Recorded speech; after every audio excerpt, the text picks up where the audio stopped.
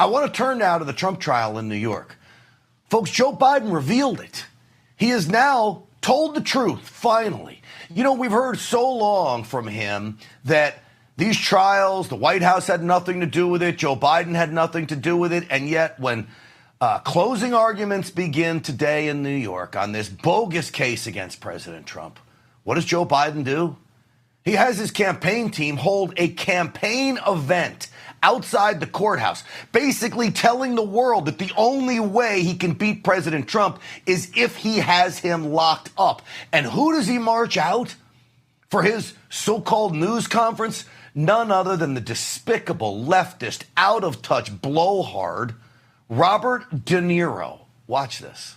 We New Yorkers used to tolerate him when he was just another grubby real estate hustler masquerading as a big shot. A two-bit playboy lying his way into the tabloids, pretending to be a spokesperson for himself.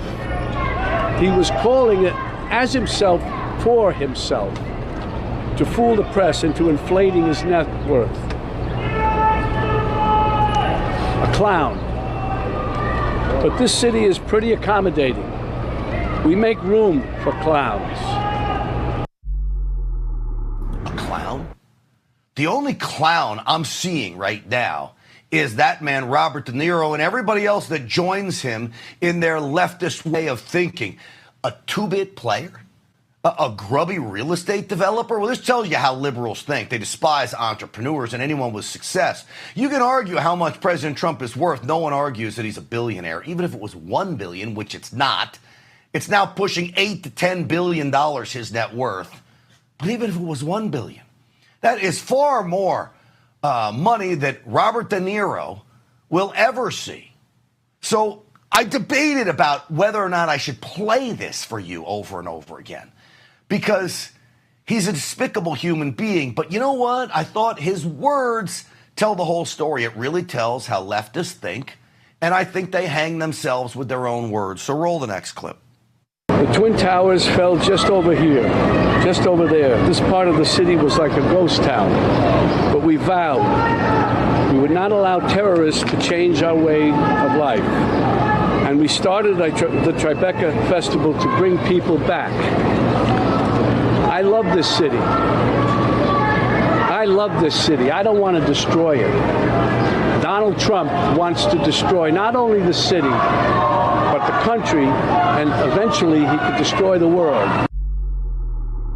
Destroy the world? You're going to relate somehow President Trump to the people of 9/11? They're not even people, they're animals, terrorists. What an outrageous account for the 3,000 people that died that day in New York. And President Trump did so much to help bring this city back from the brink after 2001. I was living in New York around that time, and I witnessed it firsthand. Robert DeNiro is so out of touch, he doesn't know what he's talking about. So, again, all of this, I'm going to play one more clip from you, and then I'm done with Robert DeNiro. Roll the third one. A government that, as President Lincoln said, of the people, by the people, for the people, shall not perish from the earth. Under Trump, this kind of government will perish from the earth. I don't mean to scare you. No, wait, maybe I do mean to scare you. If Trump returns to the White House, you can kiss these freedoms goodbye that we all take for granted. And elections, forget about it. That's over. That's done. Oh, give me a break. You don't mean to scare me? You don't scare me. The only two-bit loser that we hear on the screen is Robert DeNiro.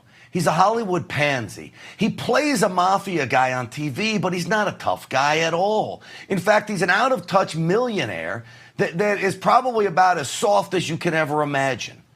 This hatred, though, has overtaken him. Here's one thing I'm going to say. I'm not one for calling people names, except I just called him a bunch of names. But I gave you reasons why I call him names. But I was proud of the people supporting President Trump today because they didn't get violent, but they certainly let Robert DeNiro know how they feel.